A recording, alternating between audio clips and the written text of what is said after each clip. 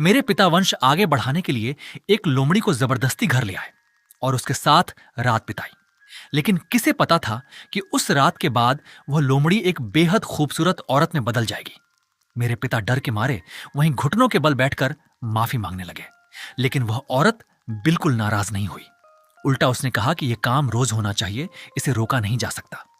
इसी तरह वह लोमड़ी मेरी मां बनी और उसके गर्भ में मैं पलने लगा। कई साल बाद जब मैं पहाड़ पर लकड़ियां काटने गया तो मैंने एक विशाल अजगर को देखा। वो एक घायल छोटी लोमड़ी को जकड़े हुए था। मैंने बिना कुछ सोचे अपनी कुल्हाड़ी पूरी ताकत से उसकी तरफ फेंक दी। कुल्हाड़ी सीधे अजगर के सिर पर जा लगी।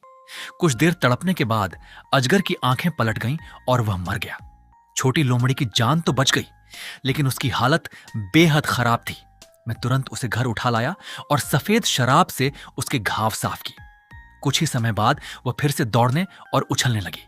उसके बाद से वह छोटी लोमड़ी बिल्कुल किसी पालतू कुत्ते की तरह मेरे पीछे पीछे घूमने लगी। लेकिन मैं तो एक बेसहारा अनाथ था। खुद का पेट पालना ही मेरे लिए मुश्किल था।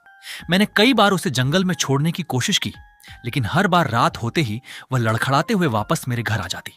कभी उसके मुंह में जंगली फल होते तो कभी जंगली खरगोश या मुर्गा। तभी मुझे समझ आया कि वह मुझे बताना चाहती थी कि वह खुद अपना पेट पाल सकती है। इस बार मुझे तसल्ली हुई और मैंने उसे अपने पास रहने दिया। उस दिन से वह मेरी छोटी सी साथी बन गई। मैं लकड़ियां काटने जाता तो वह मेरे साथ जाती। मैं भेड़ चराने जाता तो वह भी मेरे पीछे चल पड़ती। यहां तक कि जब मैं पढ़ाई करता तब भी वह चुपचाप मेरे पास लेटकर मेरा साथ देती।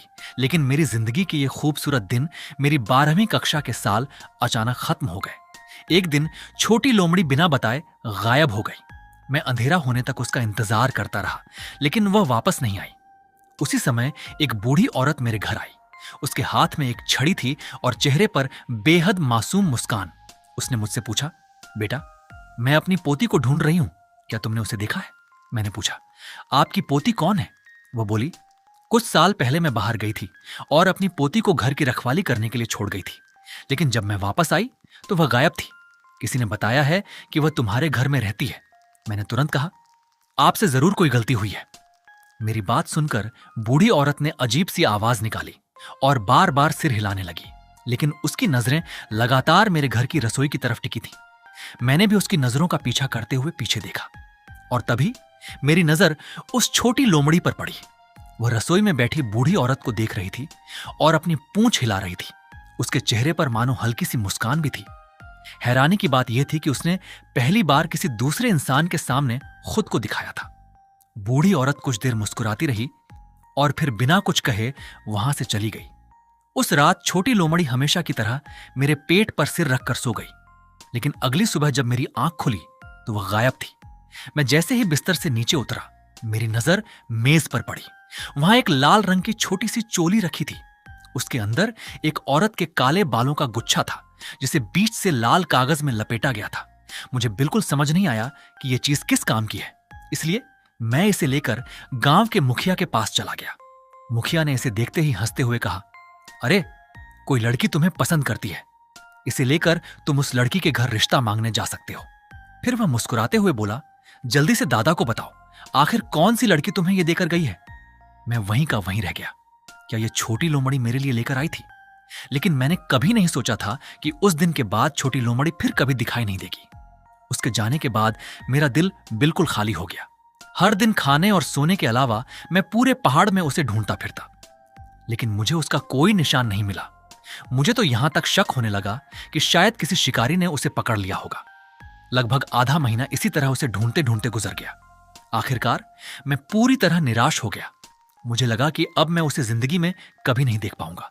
लेकिन इसके ठीक आधे महीने बाद एक रात एक बूढ़ी औरत मेरे घर के बाहर बैठकर रो रही थी। मैं हैरान होकर दरवाजे पर गया और पूछा, आप यहां क्यों रो रही हैं? मेरी आवाज सुनते ही बूढ़ी औरत ने अचानक अपना सिर उठाया। उसके मुंह से एक बेहद डरावनी आवाज निकली, मैं अपने पोते को ढूंढ रही हूं। मेरा पोता गायब है, तुमने उसे देखा है ना? मेरे पूरे शरीर में सिहरन दौड़ गई। पिछली बार वह अपनी पोती को ढूंढ रही थी और अब अपने पोते को। आखिर ये लोग मेरे पास ही क्यों आते हैं? मैंने जल्दी से सिर हिलाकर कहा कि मैंने उसके पोते को नहीं देखा, लेकिन बूढ़ी औरत के चेहरे पर एक अजीब सी मुस्कान आ गई। फिर उसने पूछा, 6 साल पहले का क्या? क्या तुमने 6 साल पहले मेरे पोते को देखा था? उसकी आवाज ऐसी थी जैसे वह मुझसे पूछ नहीं रही, बल्कि मुझे कटघरे में खड़ा कर रही हो। मैंने काफी देर तक सोचने का नाटक किया। मुझे लगा यह बूढ़ी औरत जरूर पागल है। मेरी बात सुनकर वह चुप हो गई, लेकिन उसके चेहरे की वह अजीब मुस्कान बनी रही। उसकी मुस्कान देखकर मैं डर के मारे पीछे हटने लगा। फिर मैं लड़खड़ाते हुए सीधे गांव के मुखिया के घर भाग गया। हाँफते हुए मैंने उसे पूरी घटना बताई। मुखिया मुंह में बीड़ी दबाए चुपचाप मेरी बात सुन रहा था। अचानक उसने मेरे पीछे इशारा करते हुए पूछा, तुम जिस औरत की बात कर रहे हो, क्या वह यही है? मेरी रीढ़ में ठंडक दौड़ गई। मैंने कांपते हुए पीछे मुड़कर देखा।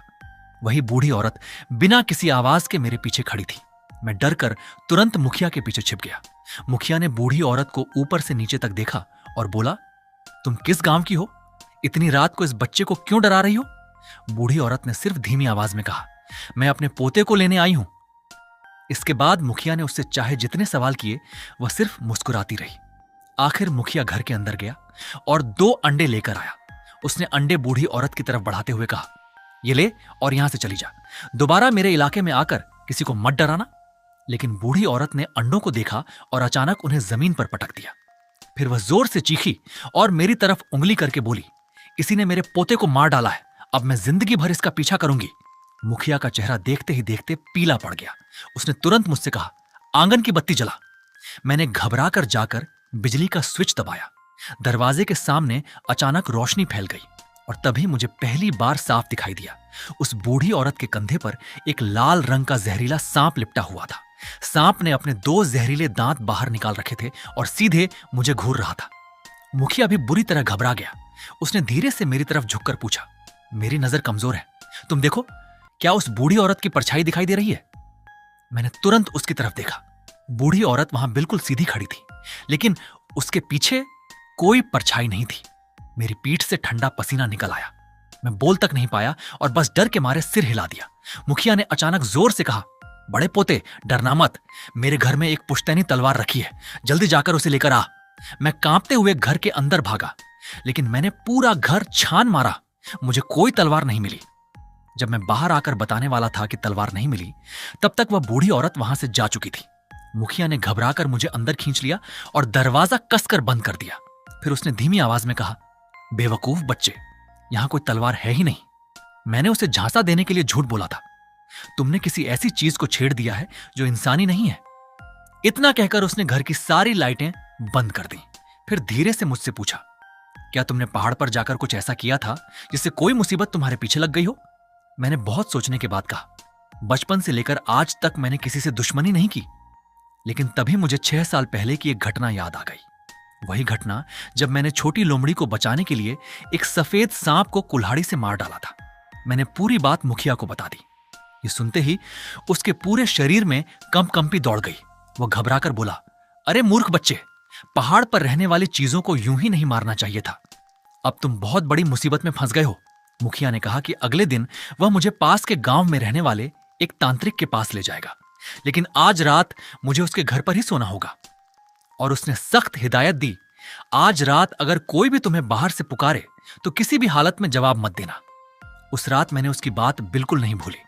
मैं चुपचाप बिस्तर पर लेटा रहा, लेकिन आधी रात के करीब लगभग 11 बजे बाहर से अचानक सरसराहट की आवाज आने लगी। कुछ ही देर बाद वही बूढ़ी औरत के रोने की आवाज मेरे कानों में पड़ी। मैंने डरते डरते खिड़की की तरफ देखा। बाहर एक धुंधली सी परछाई घूम रही थी।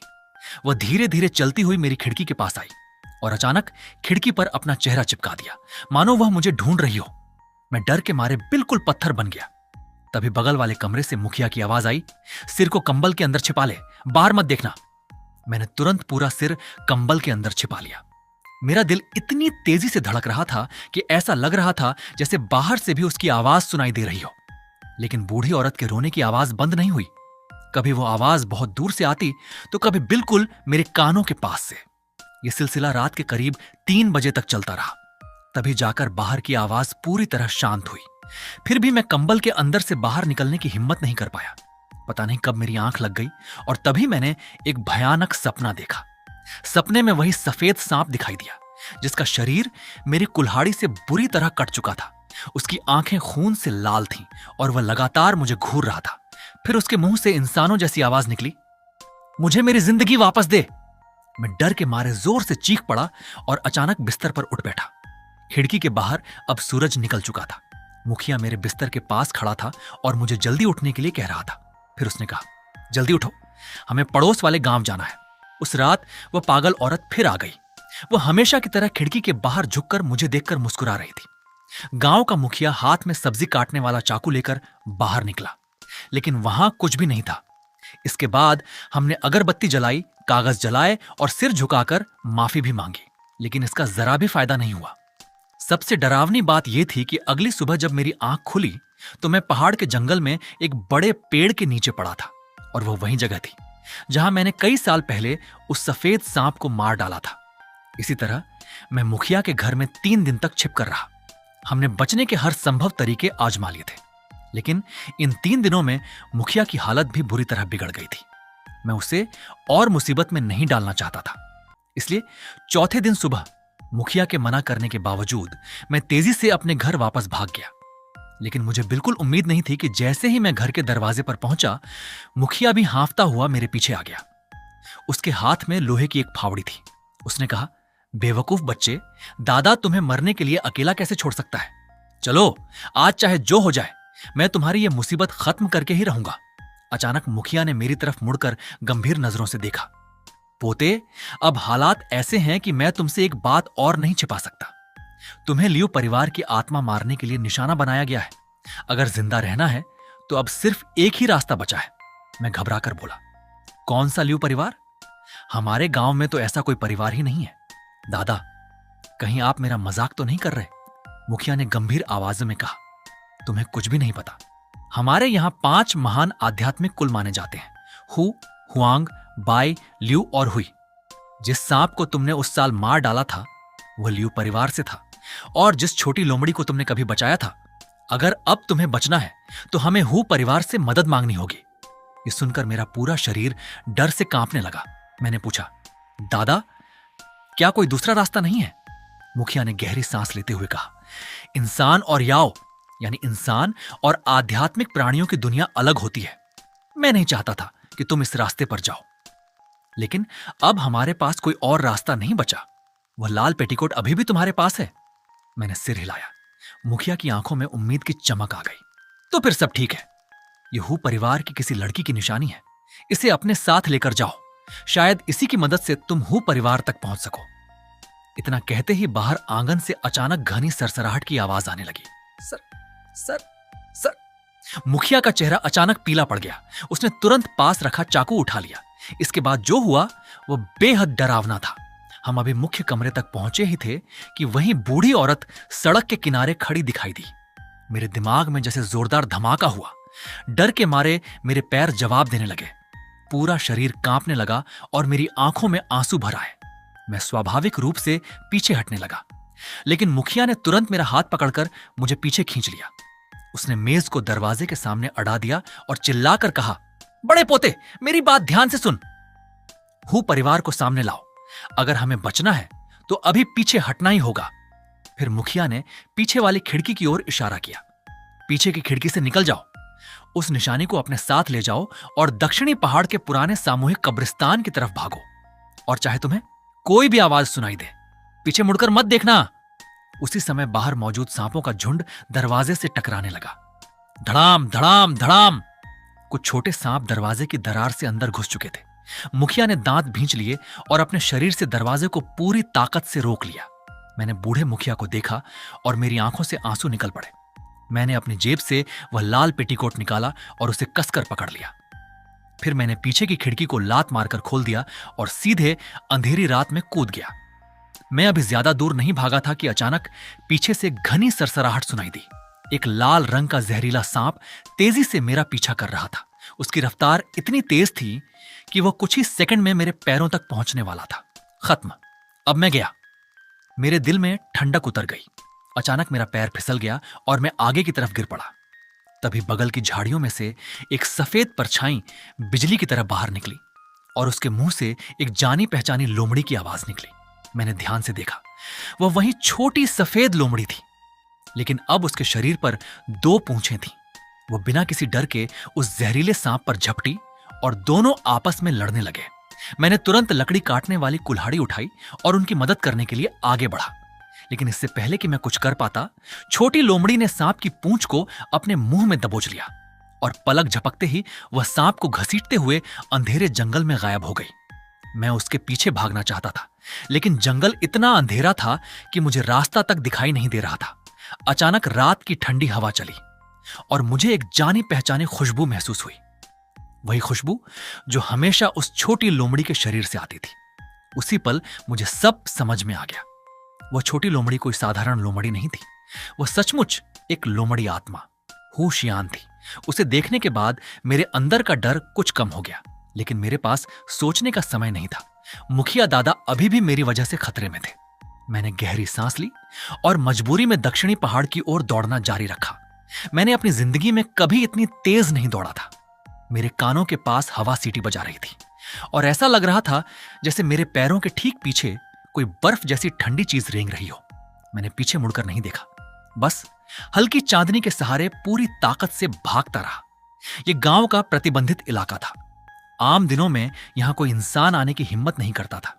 जितना ऊपर जाता गया, रास्ता उतना ही सुनसान और वीरान होता गया। चारों तरफ बड़े बड़े पत्थर और बिना नाम वाली पुरानी कब्रें थीं। तभी अचानक पीछे से मुखिया की आवाज सुनाई दी, बड़े पोते, पीछे मुड़कर अपने दादा को देखो। मेरे कदम अचानक रुक गए। दिल जोर जोर से धड़कने लगा। क्या दादा वहां से बचकर निकल आए थे? मैं लगभग पीछे मुड़ने ही वाला था कि अचानक मेरे दिमाग में मुखिया की चेतावनी गूंज उठी, चाहे कोई भी आवाज सुनाई दे, पीछे मुड़कर मत देखना। मैंने खुद को रोक लिया। पीछे से वो आवाज लगातार करीब आती जा रही थी, यहां तक कि मुझे अपनी गर्दन के पीछे किसी के ठंडे सांस छोड़ने का एहसास होने लगा। मैं पागलों की तरह आगे भागने लगा। आखिरकार मैं एक डरावने पुराने सामूहिक कब्रिस्तान में पहुंच गया। तभी सामने से अचानक किसी के बालों में कंघी करने की अजीब आवाज सुनाई दी, खर खर खर। चांदनी में मैंने देखा कि सामने एक कब्र के ऊपर कोई सफेद आकृति बैठी हुई थी। उसके हाथ में एक पुरानी टूटी हुई लकड़ी की कंघी थी। वह धीरे धीरे अपने लंबे बालों में कंघी कर रही थी। उसके बाल जमीन तक फैले हुए थे। तभी उस सफेद आकृति ने धीमी आवाज में पूछा, भैया, तुम्हें मेरे बाल कैसे लगते हैं? क्या ये खूबसूरत है? मेरे पूरे शरीर में झुरझुरी दौड़ गई। तभी मुझे एहसास हुआ कि वह मुझसे पीठ करके नहीं बैठी थी, वह तो मेरी तरफ मुंह करके बैठी थी। अगले ही पल उसने अपने चेहरे के सामने लटके घने बालों को धीरे धीरे हटा दिया और एक बेहद डरावना चेहरा सामने आ गया। ये देखकर मेरे पैर लड़खड़ा गए। मैं डर के मारे पीछे गिर पड़ा। मेरी जेब से लाल पेटीकोट और बालों की वो लट भी बाहर निकलकर जमीन पर जा गिरी। मैं वहीं जमीन पर बैठ गया। वह महिला आत्मा अचानक एक भयानक चीख के साथ मेरी तरफ झपटी। उसी समय मेरे पीछे की झाड़ियों से वही लाल जहरीला सांप भी बाहर निकल आया। उसने अपने जहरीले दांत खोल दिए और सीधे मेरी गर्दन की तरफ झपटा। सामने भूत, पीछे जहरीला सांप। मेरे हाथ में सिर्फ अपनी रक्षा के लिए रखी हुई लकड़ी काटने वाली कुल्हाड़ी थी। निराशा ने मुझे पूरी तरह घेर लिया। लेकिन तभी जमीन पर पड़ा वह लाल पेटीकोट अचानक तेज लाल रोशनी से चमकने लगा। उसके पास पड़ी काली बालों की लट बिना हवा के ही हिलने लगी। फिर वह अचानक हरे भूरे धुएं जैसी एक पतली लकीर में बदल गई और सीधे आसमान की ओर उठ गई। ऐसा लगा जैसे उस पल समय रुक गया हो। हवा में छलांग लगा चुकी वह महिला आत्मा अचानक किसी अदृश्य दीवार से टकरा गई। उसके मुंह से एक बेहद दर्दनाक चीख निकली। हूँ परिवार की असली अग्नि। उस महिला आत्मा के चेहरे पर ऐसा डर छा गया जैसे उसने अपने सबसे बड़े दुश्मन को देख लिया हो। अगले ही पल वह काले धुएं में बदल गई और जान बचाकर वापस कब्र के अंदर घुस गई।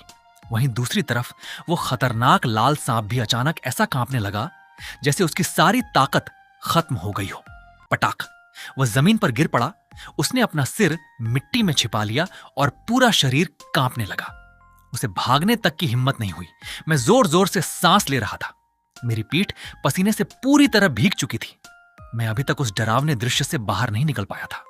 लेकिन इससे पहले कि मैं उठ पाता, अचानक चारों तरफ से तेज ठंडी हवा चलने लगी और पुराने कब्रिस्तान में एक भारी लयबद्ध आवाज गूंजने लगी, ढम ढम ढम।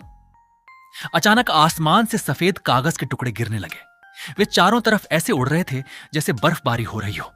अंधेरे जंगल के आखिरी छोर पर अचानक दो सफेद लालटेन हवा में जल उठी। वे धीरे धीरे मेरी तरफ तैरती हुई आने लगी। जैसे जैसे वे करीब आती गईं, धुंध के बीच से एक बर्फ जैसी सफेद पालकी दिखाई देने लगी। मेरे दिल में उम्मीद जगी। मैंने सोचा कि शायद अभी जो धुआं आसमान में गया था, उसी की वजह से हू परिवार के लोग मुझे लेने आए हैं। मैं तुरंत पालकी की तरफ बढ़ने लगा, लेकिन मैं कुछ ही कदम आगे गया था कि पालकी के दूसरी तरफ मौजूद अंधेरे से एक डरावनी आवाज आई। तुम कहां हो? जल्दी बाहर आओ, पालकी में बैठो। दादी तुम्हें घर वापस ले जाने आई है। वो डरावनी आवाज हवा को चीरती हुई सीधे मेरे कानों में घुस गई। वह वही पागल बूढ़ी औरत थी। वह बोलते हुए धीरे धीरे मेरी तरफ बढ़ने लगी। मेरा पूरा शरीर डर से कांपने लगा। मैंने चमकते हुए लाल पेटीकोट को कसकर पकड़ लिया और एक कब्र के पीछे छिप गया। मैंने हिलने तक की हिम्मत नहीं की। शायद उसे अभी अभी जले हुए बालों की गंध महसूस हो गई थी। वह उसी गंध का पीछा करते हुए धीरे धीरे मेरी तरफ बढ़ रही थी। आखिरकार काले कपड़े के जूते पहने उसके छोटे छोटे पैर मेरे छिपे हुए कब्र के ठीक सामने आकर रुक गए। वह धीमी आवाज में बोली, छिप रहे हो? तुम कहां छिप रहे हो? वह पागल औरत धीरे धीरे मेरे पास आई। वह हूं हूं करते हुए अपनी नाक से मेरी गंध सूंघने लगी और धीरे धीरे मेरे और करीब आने लगी। कुछ देर बाद उस पागल औरत ने ठंडी सांस भरी और मुड़कर चली गई। जब तक उसकी परछाई पूरी तरह गायब नहीं हो गई, तब तक मैं जोर जोर से सांस लेता रहा। मुझे गांव के मुखिया दादाजी की बात याद आई। मैं धूसर सफेद जंगल की पगडंडी पर आगे बढ़ता रहा। पहाड़ की चोटी पर पहुंचने के बाद मुझे दादाजी के बताए अनुसार सबसे मोटा पेड़ मिल गया। पेड़ के पीछे मुझे एक पत्थर की शिला मिली, जिस पर हू परिवार के पूर्वज की मूर्ति खुदी हुई थी। मैं शिला के सामने घुटनों के बल बैठ गया और दोनों हाथ जोड़कर 3 बार सिर झुकाकर प्रणाम किया। अगले ही पल आसपास अचानक तेज आंधी चलने लगी। सूखे पत्ते हवा में उड़कर मेरे चारों ओर चक्कर लगाने लगे। तभी अचानक मेरे पीछे से एक औरत की आवाज सुनाई दी, मैं काफी समय से तुम्हारा इंतजार कर रही थी। आखिर तुम आ ही गए, मेरे साथ चलो। वह हल्का सा मुस्कुराई। मैं तुरंत खड़ा हुआ और उसे प्रणाम किया। उसने कहा, मेरा नाम दौर है। हू परिवार में मैं सबसे बड़ी बेटी हूं। मैं खास तौर पर तुम्हें लेने आई हूं। अब हम एक परिवार बनने वाले हैं, इसलिए इतना संकोच करने की जरूरत नहीं है। यह सुनकर मैंने राहत की सांस ली और जल्दी से उसका धन्यवाद किया, लेकिन उसने हाथ हिलाते हुए कहा, तुम्हें मेरी नहीं, हमारी दूसरी राजकुमारी का शुक्रिया अदा करना चाहिए। उसी ने जिद करके मुझे तुम्हें लेने भेजा है, वरना मैं खुद इतनी दूर आने की जहमत नहीं उठाती। वह बेबस होकर मुस्कुरा दी। मैंने उत्सुकता से पूछा, दूसरी राजकुमारी कौन? लिंगर? अरे वही तुम्हारी छोटी लोमड़ी, हमारे परिवार की दूसरी बेटी और सबसे प्यारी भी। जब तुम्हारी शादी की रात होगी तब तुम उसे देख लेना। क्या वह सच में वही छोटी लोमड़ी थी? जैसे ही मैंने शादी की रात शब्द सुना, मेरा दिल तेजी से धड़कने लगा। मेरे चेहरे पर शर्म देखकर वह और खुश हो गई और बोली, हमारे यहां एक नियम है, शादी से पहले दूल्हा और दुल्हन एक दूसरे को नहीं देख सकते। देखो, तुम तो अभी से इतने बेचैन हो रहे हो। चिंता मत करो, 6 साल से तुम्हारे साथ रहने वाली हमारी छोटी राजकुमारी लिंगर ऐसी खूबसूरत लड़की है जिसे देखकर हजारों पुरुष उसके दीवाने हो जाएंगे। यह सुनकर मेरा चेहरा और भी लाल हो गया। मैं शर्म के मारे कुछ बोल ही नहीं पाया। इसके बाद हम दोनों चुपचाप चलते रहे। काफी देर बाद अचानक मुझे एक छोटा सा गांव दिखाई दिया जो रोशनी से जगमगा रहा था। गांव के प्रवेश द्वार पर कई नौकर भी खड़े थे। मैं उसके पीछे पीछे दरवाजे की ओर जा ही रहा था कि मेरी नजर सामने वाले मकान की दूसरी मंजिल पर पड़ी। ऐसा लगा जैसे कोई खिड़की से झांक कर मुझे देख रहा हो। मैंने ऊपर देखा तो धुंधली रोशनी में एक लड़की दिखाई दी। उसने लाल रंग के कपड़े पहन रखे थे और सिर पर फीनिक्स मुकुट सजा हुआ था। वो खिड़की पर झुककर चुपके से मुझे देख रही थी, लेकिन जैसे ही उसे पता चला कि मैंने उसे देख लिया है, वह अचानक शर्माने लगी और अपनी आस्तीन से चेहरा ढक लिया, जैसे जानबूझकर मुझे अपना चेहरा नहीं दिखाना चाहती हो। मैंने भौहें सिकोड़ ली। क्या यह वही छोटी लोमड़ी है? मैं अपनी जिज्ञासा दबाकर दौर के पीछे पीछे आगे बढ़ गया। जैसे ही मैं घर के अंदर पहुंचा, मैंने देखा कि कमरे में बहुत सारे लोग बैठे हुए थे। तभी मेरी नजर एक बूढ़ी दादी पर पड़ी। मैं उन्हें पहले देख चुका था। मैं चौंक गया। क्या यह वही नहीं है जो एक बार मेरी दादी को ढूंढने मेरे घर आई थी? दौर ने उस बूढ़ी महिला की ओर इशारा करते हुए मेरा परिचय कराया। यह मेरी मां है। मैंने तुरंत हाथ जोड़कर उन्हें प्रणाम किया। बूढ़ी दादी ने अचानक मेरी ओर देखकर मुस्कुराया। उनके चेहरे पर बहुत ही दयालु मुस्कान थी, लेकिन फिर भी उनके व्यक्तित्व से एक जबरदस्त दबदबा महसूस हो रहा था। इसके बाद दौर ने मुझे वहां बैठे बाकी लोगों से भी मिलवाया। सबके बैठ जाने के बाद हू दादी ने कहा, दौर, बाहर जाओ और दरवाजे पर ल्यू परिवार के लोगों पर नजर रखो। हम उनका स्वागत नहीं करते। उन्हें अंदर मत आने देना। रात का भोजन तैयार है, सब लोग जाकर बैठो। सभी लोग अपनी अपनी जगह बैठने चले गए। कुछ देर बाद कमरे में सिर्फ मैं और हूं दादी रह गए। अचानक बूढ़ी दादी का चेहरा गंभीर हो गया। उन्होंने मुझसे कहा, बेटा, तुम्हारे बारे में मुझे सब कुछ पता है। जब तक तुम्हारी शादी की रस्म सफलतापूर्वक पूरी नहीं हो जाती, तब तक वह कभी भी आकर सब कुछ बिगाड़ने की कोशिश कर सकता है। तुमने मेरी पोती की जान बचाई है, इसलिए हमारा परिवार तुम्हारी पूरी मदद करना चाहता है। लेकिन हमारा हु परिवार भी अपने नियम नहीं तोड़ सकता। शादी की रस्म पूरी होने से पहले जो कुछ भी होगा, उसका सामना तुम्हें खुद करना होगा, समझे? मेरे पैर डर के मारे कांप रहे थे, लेकिन मैंने फिर भी हिम्मत करके सिर हिला दिया। जी, मैं समझ गया। अगर इससे मेरे दादाजी की जान बच सकती है, तो मैं सब कुछ करने के लिए तैयार हूं। दादी का शरीर हल्का सा कांप गया। मैंने गहरी सांस ली और कहा, मैं अपनी पूरी जान लगा दूंगा। वह संतुष्ट होकर बोली, अच्छा, जो व्यक्ति मेरे हूं परिवार से रिश्ता जोड़ने के योग्य है, वह सचमुच साधारण नहीं हो सकता। मुझे तुम पर विश्वास है। इसके बाद हु दादी ने लोगों को बुलाकर मुझे दूल्हे की टोपी और लाल शादी का लिबास पहनाया।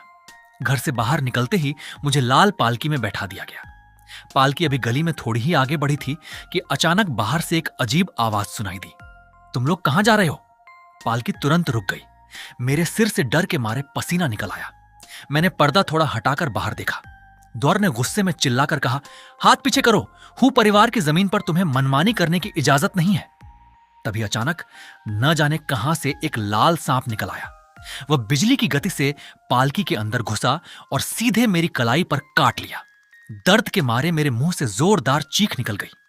इसके बाद मेरी चेतना धीरे धीरे धुंधली होने लगी। बेहोशी की हालत में मुझे हु परिवार के नौकर किसी कमरे में ले गए। जब मुझे दोबारा होश आया और मैंने चारों ओर देखा, तो पता चला कि मैं एक ऐसे कमरे में था जिसकी दीवारों पर हर तरफ लाल रंग के दोहरी खुशी वाले शादी के चिन्ह लगे थे। बिस्तर पर एक दुल्हन बैठी हुई थी। उसके सिर पर लाल घूंघट पड़ा हुआ था। तभी मुझे एहसास हुआ, यह मेरी शादी की रात थी। मुझे तुरंत सांप के काटने की बात याद आई। मैंने जल्दी से अपनी आस्तीन हटाकर कलाई देखी। वहां सांप के 2 हल्के दांतों के निशान थे और किसी ने पहले ही उस जगह दवा लगा दी थी। अचानक मेरे दिमाग में गांव के मुखिया दादाजी की बात आई। मैं यहां शादी करने आ गया हूं, पता नहीं गांव में सांपों का झुंड अब पीछे हटा या नहीं। मैं घबराकर बिस्तर से नीचे उतरा और कमरे से बाहर जाने लगा। तभी बिस्तर पर बैठी दुल्हन ने अचानक पूछा, तुम कहां जा रहे हो? मैंने कहा, मैं अपने गांव के मुखिया दादाजी को ढूंढने जा रहा हूं, पता नहीं अभी गांव की हालत कैसी है। ये कहते हुए मैंने दरवाजा खोल दिया, लेकिन जैसे ही दरवाजा खुला, बाहर द्वार खड़ी मिली। उसने तुरंत मुझे रोक लिया। तुम बाहर नहीं जा सकते। अगर तुम अभी इस कमरे से बाहर गए तो मेरे लिंगर का क्या होगा? कहते हुए उसने मुझे वापस कमरे के अंदर धकेल दिया और दरवाजा भी बाहर से बंद कर दिया। मैं कुछ समझ पाता उससे पहले ही कमरे में बैठी दुल्हन ने कहा, अगर तुम आज रात मुझे छोड़कर चले गए तो मैं रो दूंगी। मैं पूरी तरह बेबस हो गया। मैंने उसे शांत करते हुए कहा, मैं बस मुखिया दादाजी को देखकर वापस आ जाऊंगा, मैं तुम्हें छोड़कर नहीं जाऊंगा।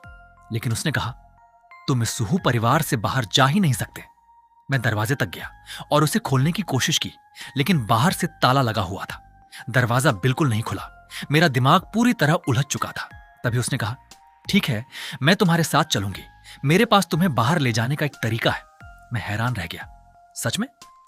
लेकिन उसने तुरंत सिर हिलाया, नहीं, अभी नहीं। लाल घूंघट अभी तक नहीं उठाया गया है। मेरी मां ने कहा है कि इसे तुम्हें ही उठाना होगा और उसके बाद हमें जो बेजू यानी वर वधू का मिलन पेय भी पीना होगा। मैंने घबराकर दरवाजे की ओर देखा। अब बिल्कुल समय बर्बाद नहीं किया जा सकता था। मैं जल्दी से बिस्तर के पास गया और हाथ बढ़ाकर उसका लाल घूंघट उठाने लगा, लेकिन उसने तुरंत रोक दिया। तुम हाथ से नहीं उठा सकते, उस छोटी लकड़ी की छड़ी से उठाना होगा। मेरे दिल में एक झटका सा लगा। ये लड़की शादी के नियमों को लेकर इतनी गंभीर क्यों है? मेरे पास कोई और रास्ता नहीं था। मैं मेज के पास गया, वह लकड़ी की छड़ी उठाई और वापस उसके पास आ गया। इस समय उसके गोरे और नाजुक हाथ उसके कपड़ों को कसकर पकड़े हुए थे। लग रहा था कि वह मुझसे भी ज्यादा घबराई हुई है, लेकिन मेरे पास उसके तैयार होने का इंतजार करने का समय नहीं था। मैंने सीधे लकड़ी की छड़ी से उसका लाल घूंघट उठा दिया। जैसे ही घूंघट उठा, मैं पूरी तरह स्तब्ध रह गया। वह सचमुच बेहद खूबसूरत थी। सिर पर फीनिक्स मुकुट और चमकते हुए आभूषण, माथे पर सफेद बालों की लटें और पानी जैसी चमकती त्वचा वाला छोटा सा चेहरा। उसकी बड़ी बड़ी मासूम आंखें मेरी ओर देख रही थीं। वो अपने होंठ हल्के से काटते हुए शर्म से मेरी तरफ देख रही थी। वो इतनी प्यारी लग रही थी कि मैं कुछ पल के लिए सब कुछ भूल गया। मैं बस उसे देखता रहा। मेरी पलकें तक झपकना भूल गईं। कहते हैं ना, लोमड़ी की आत्मा वाली लड़कियां बेहद खूबसूरत होती हैं। और आज मुझे यकीन हो गया कि यह बात सच थी। जब उसने देखा कि मैं लगातार उसे घूर रहा हूं तो वह और भी ज्यादा घबरा गई। वह शर्माते हुए बोली, तुम मुझे इस तरह क्यों देख रहे हो? उसकी आवाज ने मुझे जैसे सपनों की दुनिया से वापस खींच लिया। तभी मुझे असली मकसद याद आया। गांव में मुखिया दादाजी और बाकी लोग मेरा इंतजार कर रहे हैं। मुझे उनके लिए मदद लेकर जाना है। अब तुम मुझे बाहर ले जा सकती हो? वह तुरंत बोली, नहीं, अभी तो जाओ, बे ज्यों भी नहीं पी है। उसने होंठ सिकोड़ते हुए कहा, मुझे पता था कि अगर मैंने तुम्हारी बात नहीं मानी तो तुम यहां से बाहर नहीं जा पाओगे। मैंने जल्दी से 2 प्याले शराब के लाकर एक प्याला उसे दे दिया। मैंने कहा, लो, पी लो, अब पीछे मत हटना। वह प्याला लेकर गर्व से मुस्कुराई और बोली, लेकिन ऐसा नहीं चलेगा। मैं चाहती हूं कि तुम मुझे पत्नी कहकर बुलाओ। मैं मन ही मन बुरी तरह घबरा रहा था। ऊपर से वह जानबूझकर मुझे परेशान कर रही थी। मैंने बेबसी से कहा, पत्नी जी, जल्दी से पी लो, मुझे सच में बहुत जरूरी काम है। यह सुनकर वह संतुष्ट होकर हल्के से हूं करके मुस्कुराई। फिर उसने खुद मेरा हाथ थाम लिया और हमारे हाथों में हाथ डालकर शराब पीने की रस्म की तैयारी करने लगी। हम दोनों एक दूसरे के बहुत करीब आ गए। फिर आमने सामने होकर एक साथ शराब का प्याला पी लिया। मुझे डर था कि कहीं वह अपना फैसला न बदल दे, इसलिए पीते ही मैंने उसे जल्दी चलने के लिए कहा। लेकिन तभी उसने अचानक मेरा हाथ पकड़ लिया। उसने सावधानी से दरवाजे के बाहर देखा और धीमी आवाज में बोली, यहां से निकलना तो बिल्कुल संभव नहीं है, लेकिन मेरे पास एक गुप्त रास्ता है। तुम किसी और को इसके बारे में मत बताना, समझे? इतना कहकर वह मुझे दीवार के पास ले गई। फिर झुककर दीवार में लगी लकड़ी के एक हिस्से को खींचकर अलग कर दिया। तभी मुझे पता चला कि वह असल में एक छिपा हुआ दरवाजा था। दरवाजा खुलते ही उसने मुझे चुप रहने का इशारा किया। फिर चोरों की तरह पहले अपना सिर बाहर निकालकर देखा और उसके बाद मुझे भी खींचकर बाहर ले गई। बाहर निकलते ही वह उत्साह से चिल्लाई, आओ आओ, मैं फिर से बाहर आ गई। लेकिन किसे पता था कि बाहर निकलते ही हमारी मुलाकात हुलाओ तायताय और दुओ दुओ से हो जाएगी। वे दोनों वहीं खड़ी हमें देख रही थी। हुलाओ तायताय ने लिंग एयर को घूरते हुए कहा, तू अब शादीशुदा भी हो गई है, फिर भी इतनी नटखट है, इतनी जल्दी सुहागरात मनाने की तैयारी भी शुरू कर दी। यह सुनते ही हु लिंग एयर का चेहरा तुरंत लाल हो गया। उसने सिर झुका लिया और शर्माते हुए अपने कपड़े का किनारा पकड़कर धीरे से कहा, मैं तो बस उसे आंगन में थोड़ा घुमाने ले जाना चाहती थी। तुम क्या करने वाली थी? तुम्हारी मां क्या यह नहीं जानती? हुलाओ थाई ने गंभीर चेहरा बनाते हुए कहा, थोड़ी देर बाद अगर तुमने ठीक से बात नहीं मानी तो मैं खुद तुम दोनों की सुहागरात की निगरानी करूंगी। लिंग एर ने बेबसी से सिर हिला दिया। फिर उसने शर्माते हुए मेरी तरफ देखा, जैसे उसे थोड़ा अपराध बोध हो। इसके बाद वह वापस कमरे में चली गई। हुलाओ तायताय मुझे लेकर मुख्य कमरे में आई। उन्होंने कुछ सेकंड तक मुझे ध्यान से देखा और फिर गंभीर आवाज में कहा, मुझे पता है कि तुम्हें अपने गांव के मुखिया की चिंता है। चिंता मत करो, अब जब तुम परिवार के दामाद बन चुके हो, लियो परिवार तुम्हारे गांव वालों को नुकसान पहुंचाने की हिम्मत नहीं करेगा।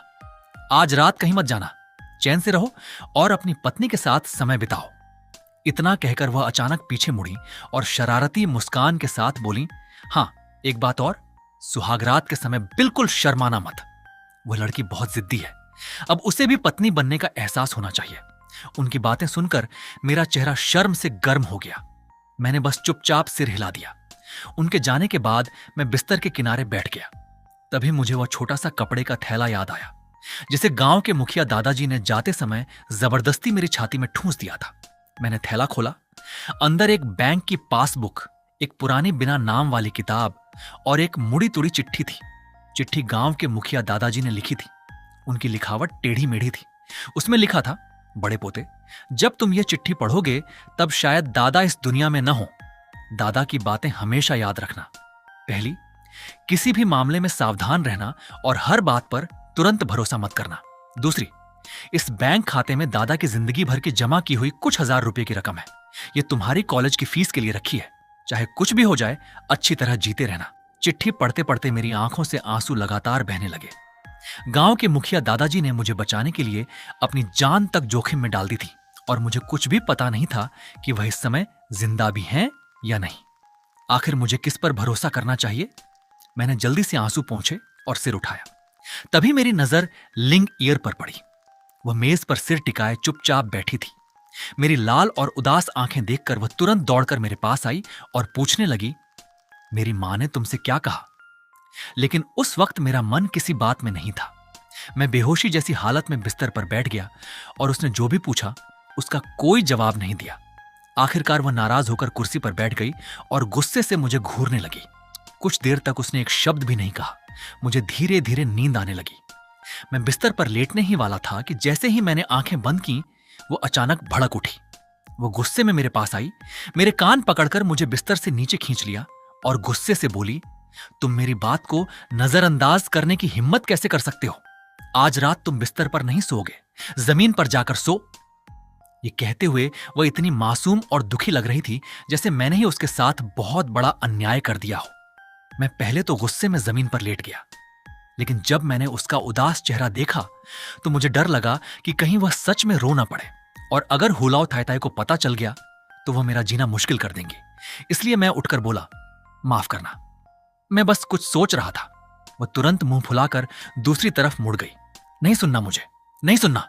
मैंने सोचा कि उसे कैसे समझाऊं, लेकिन मेरे दिमाग में पूरे गांव के लोगों की जिंदगी घूम रही थी। मेरा मन पहले ही बुरी तरह उलझा हुआ था। इस समय उस जिद्दी राजकुमारी को मनाने की मुझमें बिल्कुल ताकत नहीं थी।